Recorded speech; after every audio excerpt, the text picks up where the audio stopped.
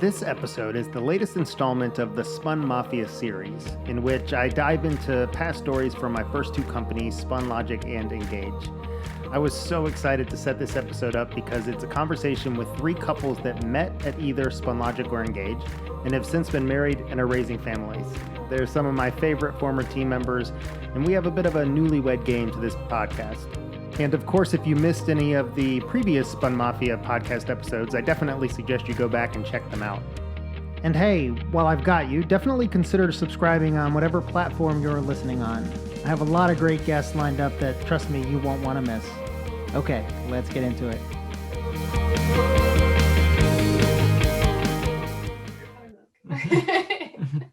So here we are. This is like my favorite. No offense to the other guests we've had on the SpunMafia series, but I've been looking forward to this one for so long. When Danny and I talk about the old times at Spunlogic and Engauge, we always talk about the people. And so here we're going to be interviewing these folks who all met either at Spunlogic or Engauge and then got married and now all have families. So it's really exciting. We're going to ask a bunch of questions. Let's start with who you are and what you're doing now. And we'll start with Josh and Amy, who were the first to match up. What are you guys doing now? Tell everybody. I work at Acoustic and I'm an account director. So I help our clients with their strategic efforts using our marketing automation platform.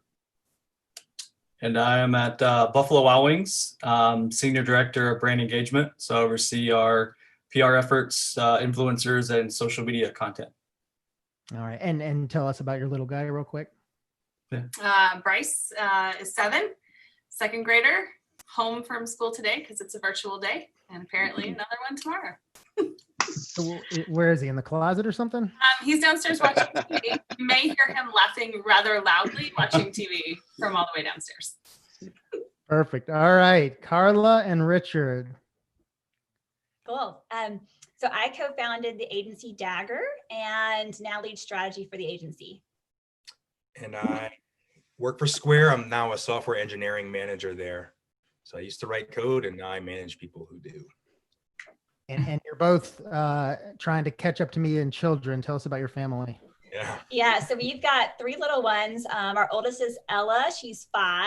And then we have Abigail, who is 3, and Liam, who is 1. Mm-hmm. Awesome. And they're also in a closet somewhere in the house?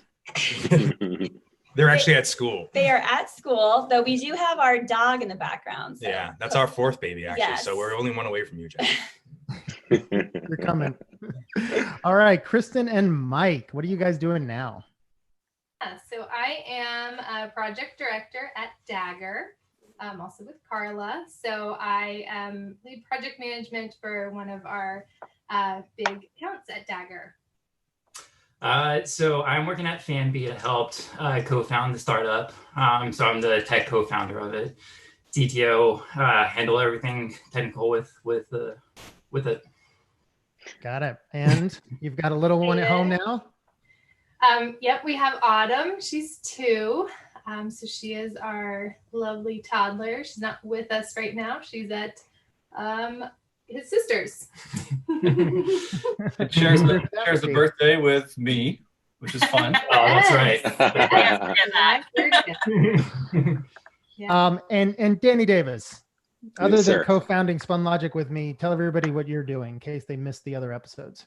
It's okay. Right now, I'm CTO at a company called Denova.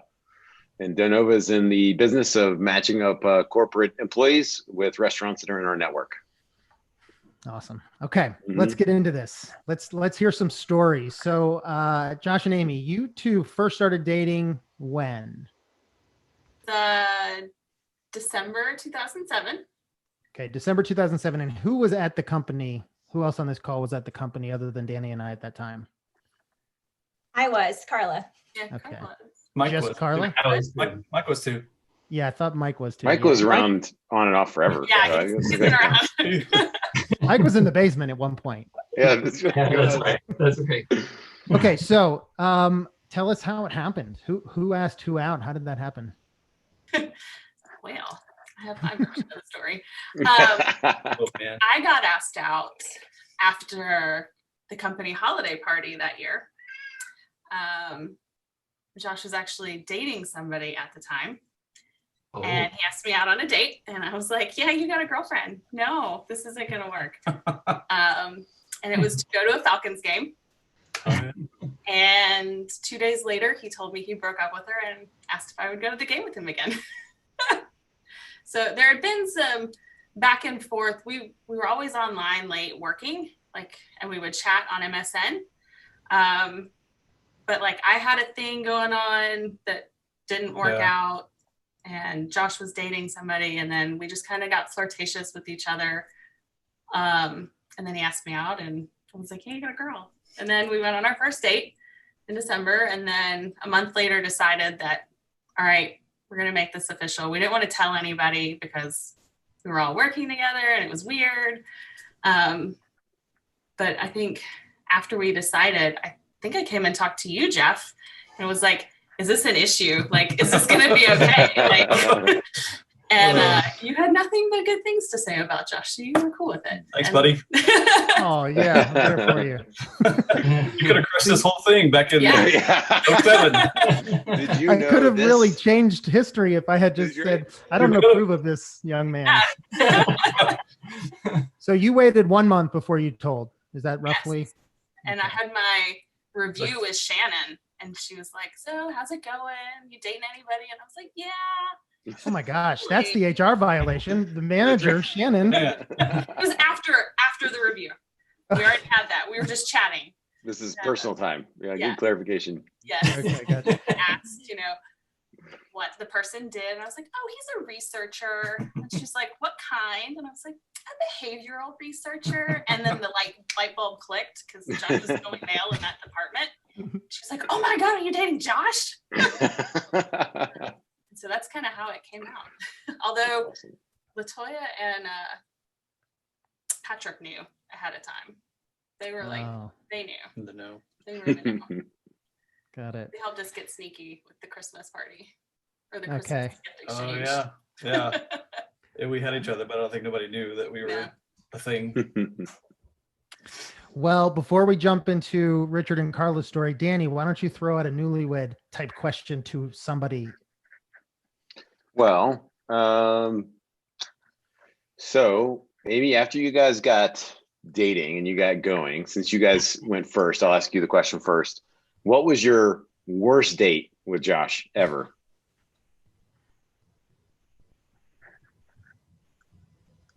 And what happened? Don't look at him. Don't you look at him. You look at me. I don't know. We didn't really have a bad date per se. I did have water spilled on me at a restaurant. That's nothing. That was our 6-month anniversary. We went out to dinner and somebody walked by and knocked a pitcher of water all over me. Yeah. But we didn't really have any bad dates. I guess that's why you kept dating. Yeah. All right. We went to Falcons and didn't have Yeah, good they luck. lost. Mostly the Falcons made us depressed, but what's new? Yeah, that happens. All right. Well, then I'll ask you one more question since that one very interesting. What was the first piece of clothing or outfit that was the first to go from his closet when she got married? He still has some of the stuff. Or what does he still have that should be you gone could by go now? tell him what was the biggest surprise you found out of me after we kind of got married. But that's not That's a good one. clothing. But it's still Do it. Was it a piece of clothing? Because that's really interesting. I learned that he liked wrestling. I did not know he was a WWE fan. That came is out disturbing. way later. That's disturbing. It's very All right. disturbing. yeah. All right, we're going to keep moving because that disturbed all of us. Richard and Carla, when did you guys first go out on your first date? Yeah, I think my first date was March 2008? I think, April? so I think February was Oh, yes. a colleague had leaving drinks at Shout, and I remember we walked back to Spun together to the parking garage and had the lingering moment at the car, and I think that was our first spark. Yeah, thank you. Because forever before we got married, we had to celebrate a dozen anniversaries. It was first date, first kiss, first spark was one of them. Part of the motivation to get married was to consolidate all those down to one single. we had our spark in February, but we took a lot longer to go public, and I think it was because Amy and Josh had like paved the way before us, and they were kind of like the Jim and Pam of the office. Yeah, everyone loved to be like all up in like what was going on with Amy and Josh, and so we were like completely the opposite of like. I think it took us like 7 months to tell people that we were dating, and we kind of hung out in the hanging out phase for a very long time, even before we made it official between the two of us. I think that the time I decided to come out and let everybody know we were dating, we used to have these weekly after work golf rounds. And I thought at the end, when we usually shake hands, I would just kiss her on the mouth. And everybody would know at that moment what was going on. I did it and nobody said a thing. It was kind of awkward. It was like, okay, everybody left. But they didn't realize what I was trying to do. They just thought I was being completely inappropriate and just kissed her on the mouth. They're like, that's weird. And just left. They didn't even know. It was so I'll say I'm glad you told that story, because I was going to bring it up if you didn't bring it up. Because it was so awkward when you did that, and then you guys didn't say anything, and so me and Patrick, we just turned to leave because we're like, I don't know, is he going to kiss us next? But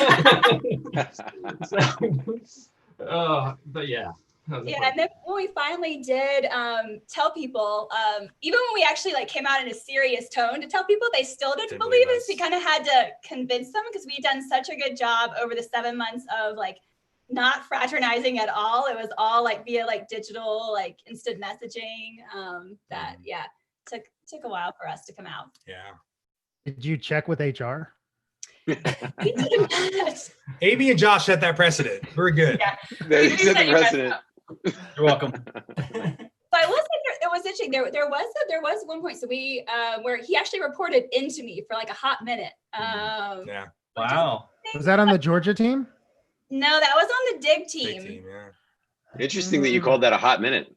That thing that whole time. Very telling. That she was bossing you around. It was kind of nice.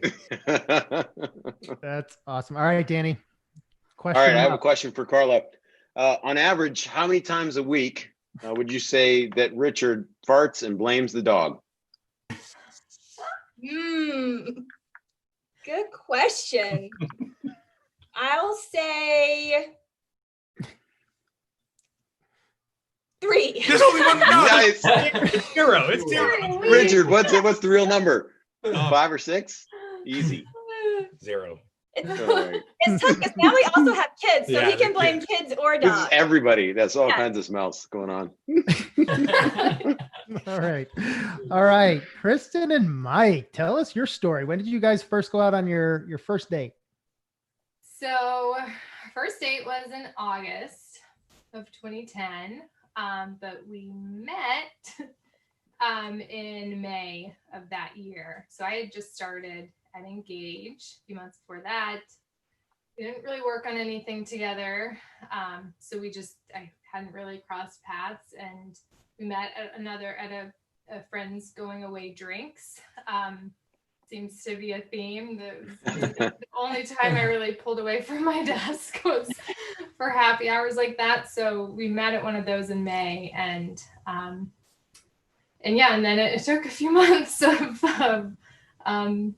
instant messaging and chatting before we finally went out. Because I tried to, ask her out without really asking her out, come join us for drinks after work, right? Something so that we could hang out again. But she kept telling me no. I kept having plans, or we wanted to go to lunch at Pony Square, and I was like, no, I don't want to do that. I didn't want that to be our first date, so I waited. So what was the first? Where did you guys go? We went to a movie, dinner and a movie, and yeah, I think even for that though, he tried to frame it as a double date or something, and then somebody backed out last minute. So, so it's just us. The old back out, right? Yeah, the old back out. Yeah, so it was in August, and then it was probably not that long after that we told people, and it's kind of a different story. We could you can tell that one now, or Yeah. Let's hear that. Definitely.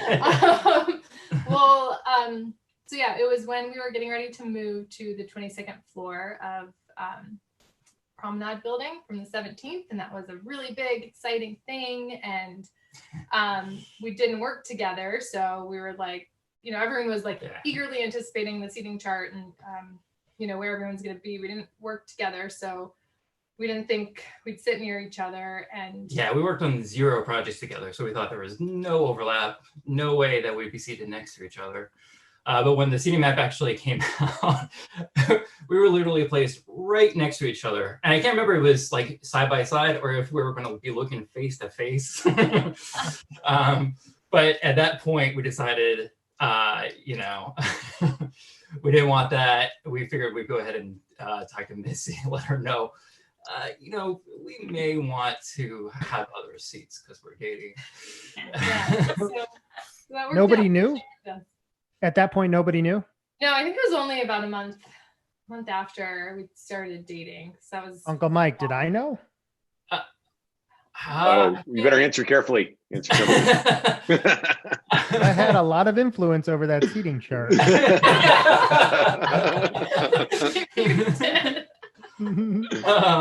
I honestly can't remember. I don't remember really hiding it, so I don't remember. But we were pretty good. Like, we would instant message, and then we'd like near the end of the day, it's like, hey, are you starting to pack up? Or, and we just kind of like meet in the elevator well and then like leave, like, because it wasn't quite as open, and we were in totally different, like, opposite ends of the floor at that point. So I mean, there's a good chance, Jeff, that at this point Mike still thought that he had had her fooled into thinking they were just hanging out, and he didn't really consider it a real thing yet. That's right. And then what did HR say when you talked to HR? Did you? Well, so Missy. so I told Missy about it, and I was really nervous about telling her because that was the official coming out. But she said it's not a big deal. I think she almost said like they already knew. It just didn't seem like a big deal. Yeah. Did she show you the footage? No. How we knew? Yeah. All right, Danny, you got a question for these two? Yeah, sure, I do. Kristin, what is the grossest habit that Mike has that most people probably don't know about? And it could be one that you've curtailed, since you've been together, because that's very possible. Grossest habit. I don't know. I guess this isn't too gross, but just like the holes in the socks. Nice, that is gross. Socks are not that expensive. If I can put them on, they still work. Perfect. Yeah, so the holes in the socks, it's like, and I'm not gonna buy him new socks. Like, that's something you can easily get on Amazon. But, Love it. But On a related note, how many of the wives before this call made sure their husband's socks didn't have holes in them, all, etc. Yeah. Speaking of holes and grossness, do any of the fellas still have Spunlogic shirts they wear? Oh yeah, I almost have a whole drawer full of them. That's amazing. I was trying to find one before this call, but yeah, I still have like 2 or 3 that I usually wear it around the house or something. Richard, did you ever get any? I think Carla does. I do, but Richard really likes to. I like getting rid of old get stuff. rid of things. Oh wow! I would actually have more than he does. Yeah. No holy socks. No holy socks. So, Amy, I think you said, who were the first people you told? Who were the people? Patrick and Toya knew. Okay. Because Patrick and I had a code name that we would refer to him as. Really? What was the code name? We called him Bruno. Bruno. Because BR for behavioral research, and he was the first behavioral research employee. So Bruno, Patrick came up with it. So whenever we were talking about Josh, we would be like, Bruno this, Bruno that. Yeah, and Patrick one day starts saying, "Hey, Bruno," and I'm like, "Why are you calling me this? I don't understand." And then she told me why. Yeah. We're definitely calling you Bruno from now on. Done. Done. How about Richard and Carla? Who were the first people you told at the office? Yeah, and I tried to tell Mike and Patrick at the golf course that day. Sure. Wait, Who did you what's going on? Who did you successfully tell first? Who did you convince? I mean, I do remember. I remember a story. I do. Yeah, I remember a story. I was gonna say, yeah. She talked to Amy about it. I was like, I don't know about this rich guy. He did. Yeah, I think we went to lunch, and Amy warned me that he may be flirtatious with other women in the office. Ooh. Juicy. Juicy. But I think we also told Amber and Rick when we finally like came out to the team, because we were on the same team at the time. So you guys were the only ones that really worked with anybody or worked with each other, right? yeah, directly together. Yeah, which worked to my advantage. So I was a project manager and he was one of the devs. So when those late night bugs came in, I had a little bit of power over trying to get him to hop online to fix things. Yeah. I was eager to please.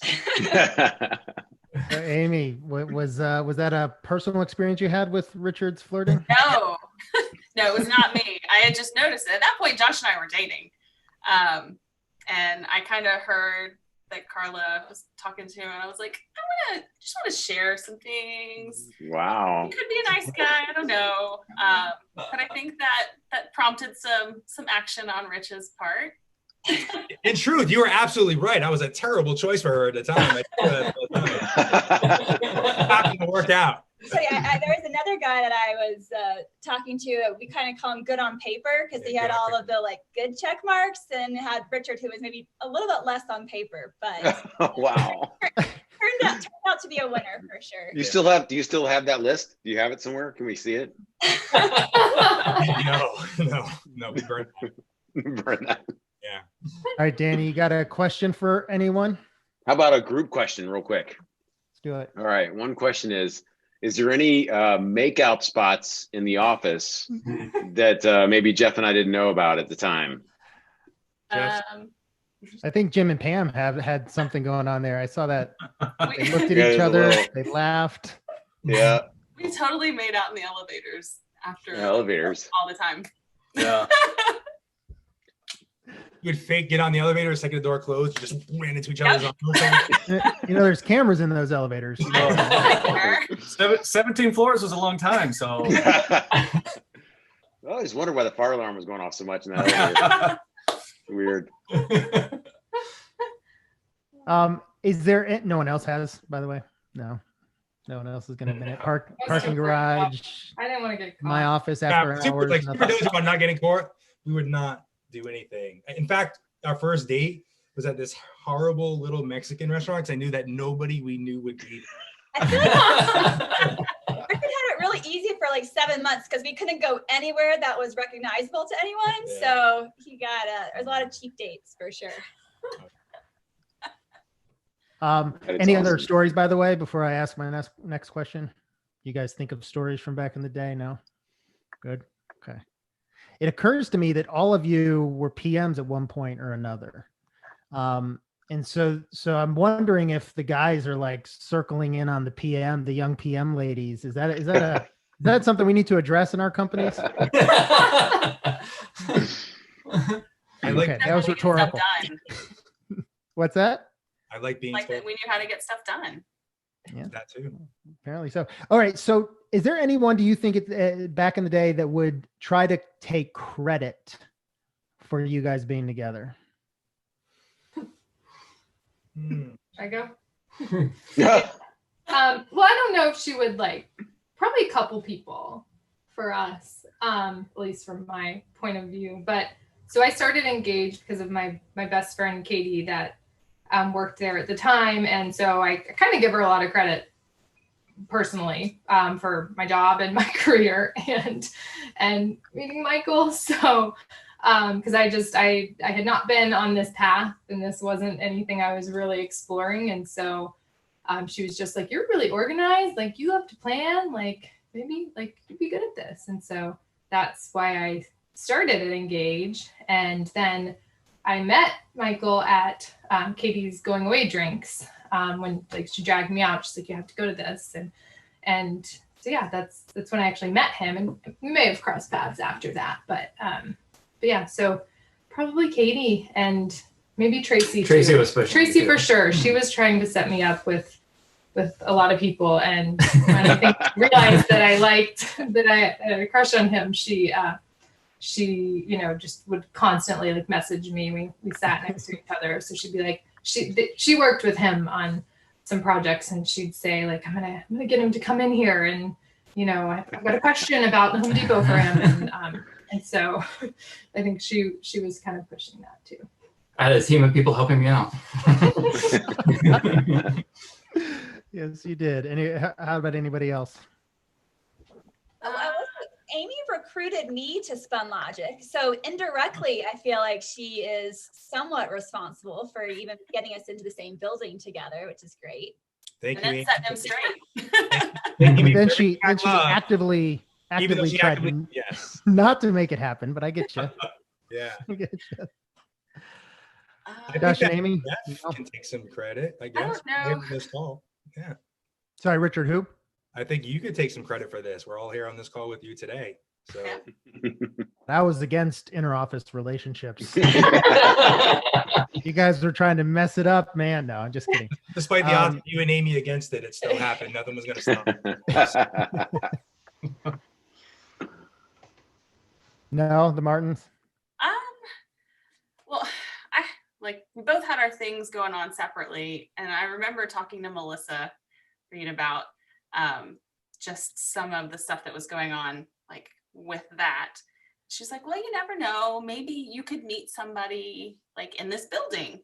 And like thinking back, I don't know if she was trying to like drop hints about Josh, but it happened. And then I guess after I told Shannon went to Melissa and was like, your son's dating my daughter. And like, we were like, oh, so, but I don't think she actively pushed that. She just kind of dropped some hints along the way, maybe, but. We'll take it. Okay, before I ask my last question, Danny, you got one more newlywed type question for these folks? Yeah. Do you have time for one each couple? What do you want? Let's do a couple. I want to see what they've got to say. Okay, we'll throw down then. All right. So this first question, Richard, it's for you. All right. So if you guys won the lottery and you gave Carla control over the money, what would she go out and spend that money on? Home furnishings, without a doubt. Home furnishings? Yeah, that's a very true story.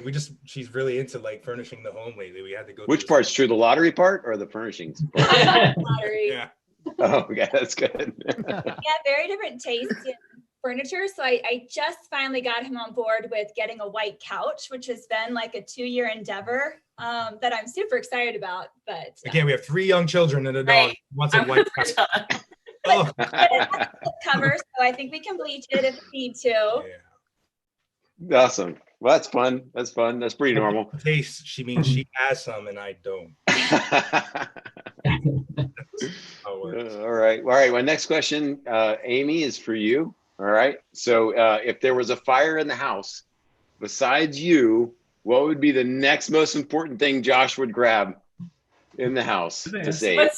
What's funny about this? So we went to Grenada for our 10-year anniversary. That was the exact question that was asked. No way. Yeah. And he said his golf clubs. He said his golf clubs, but what would you say? You said your son, I'm guessing. I just was going to say that. So, what happened? I was thinking to answer that question, besides the obvious would be my son, but yeah. I think I said us, and then the answer was golf clubs. That was his answer. Oh, that's pretty good. That. Poor Bryce. So, all right, Kristin, if Mike were gonna throw a themed party, as much money as he could spend on one themed party, what would the theme be? I don't think he'd ever throw a theme party. Yeah, the party is just you stay at home. Take the money. Stay at home. That's a terrible theme. That's a terrible theme. We are not themed party people. I'm sorry. Like Star Wars. Hawaii, Yeah. something like that. Yeah, maybe a Star Wars or Yeah, I mean, I wear the Star Wars shirts all the time. yeah, or like The Office or just something comedy. Like, All right. We could probably find something. you All right, just that's have cool. my ticket and spend it on golf. Golf party. That's Golf the thing. party, yeah. We could do that. That would be his theme. We'll take that.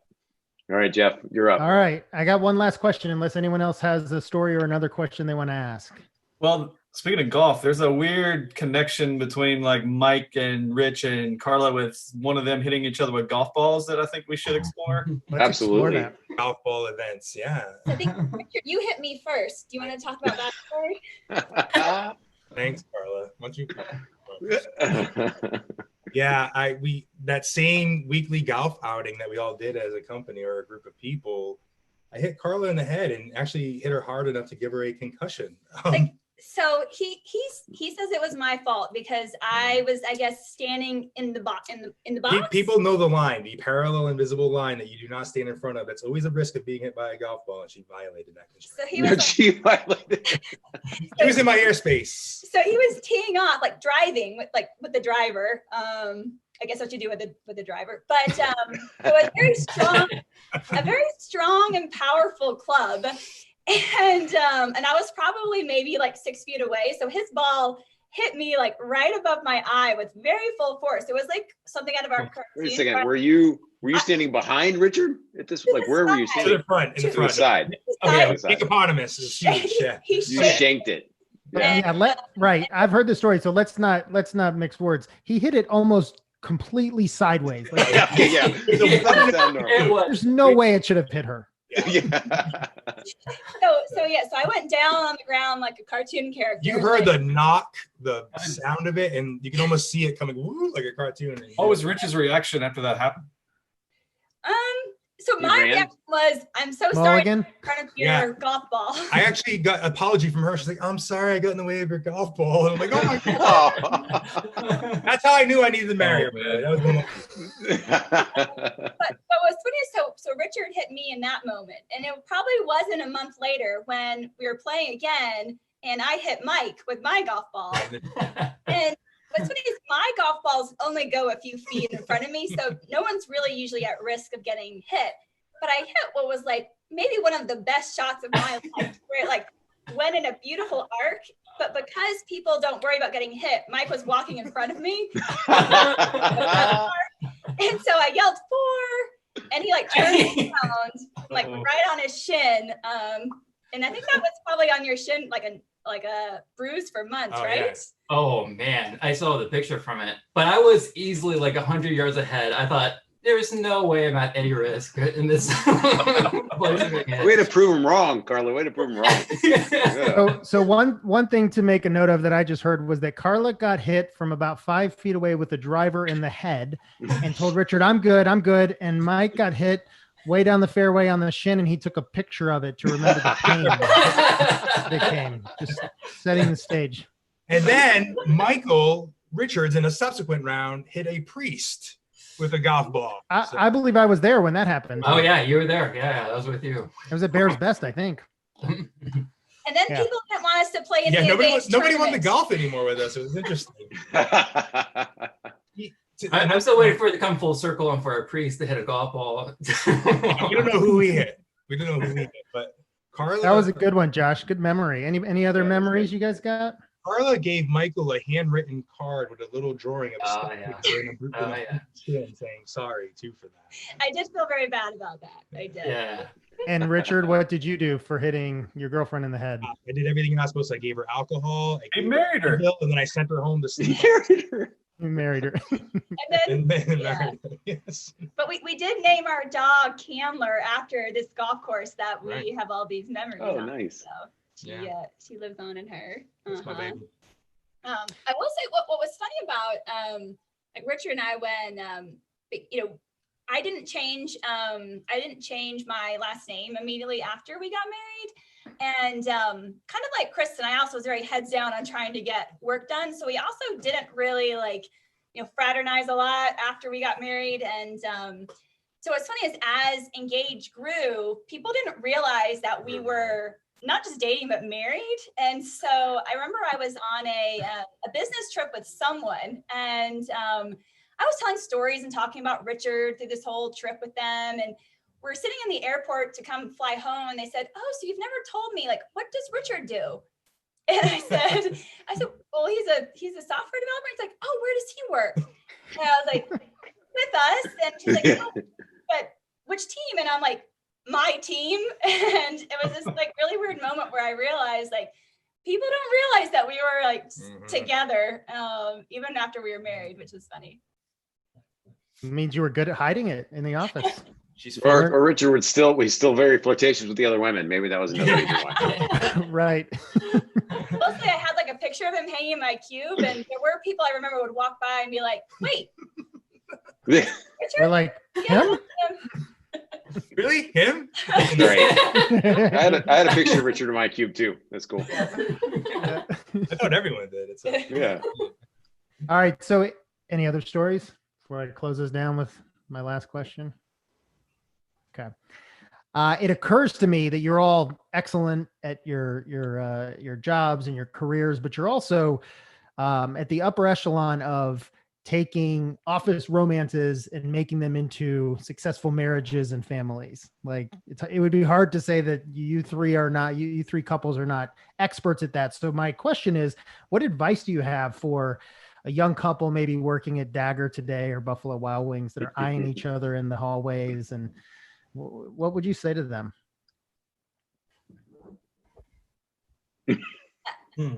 Don't date people you work with, number one. Terrible. I mean, it probably doesn't work out that often, and then you're with them all the time. Yeah. Right. But Yeah, no, I know. what's some advice? How do they make it work?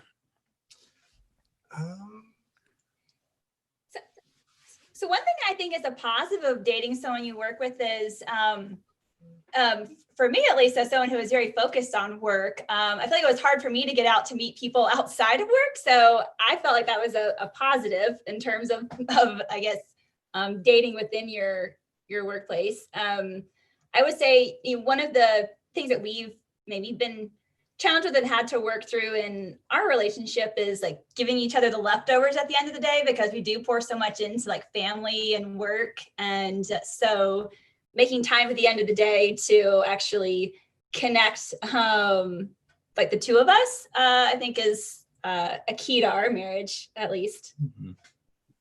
I do think that, a lot of times you hear people say, you should have date nights. You should be talking to each other. You shouldn't talk about work and kids. I feel like we love to talk about work and kids. It's the two things we share the most. It's great. I don't know. Yeah, I mean, I think for us, we were so passionate about working there and working doing what we do and working in similar fields, similar spaces. And so, yeah, I think, talking about work and the things we're working on, I don't know, to me, that was always interesting and fun to hear what she was working on, because we never really worked on anything together. So, having those conversations while we were there was pretty fun. And then obviously we went on to go to other jobs and other companies, but in very similar industries, but being able to talk and share, I think has always been interesting. I would say as far as advice goes, take your time, figure out if you actually want to go public with any knowledge. And we talked about like, what happens if it doesn't work out? Like, we work together. This could be really awkward. Yeah. So we had those discussions up front.